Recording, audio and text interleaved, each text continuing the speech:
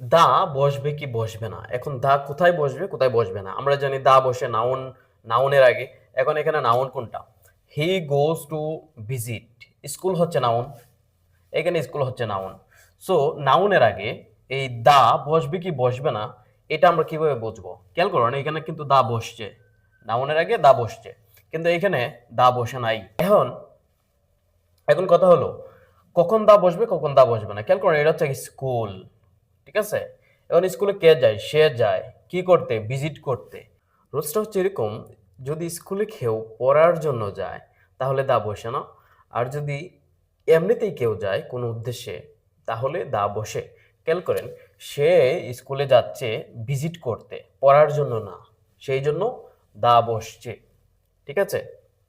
আর সে স্কুলে যাচ্ছে রেগুলারলি, সে স্কুলে যায়। সো রেগুলারলি সে স্কুলে কেন যায়? পড়ার জন্য যায়, বোঝাই যাচ্ছে।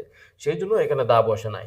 এখন বলা হইতেছে রোজটা এরকম যে স্কুল, তারপর কলেজ, কলেজ, ইউনিভার্সিটি, ইউনিভার্সিটি, তারপর হচ্ছে মসজিদ, চার্চ, এগুলা যে উদ্দেশ্যে তৈরি করা হয়েছে সেই উদ্দেশ্যে গেলে দা বসে না। আর যদি অন্য কোনো উদ্দেশ্যে যাওয়া হয় তাহলে দা বসে। বুঝতে পারছেন?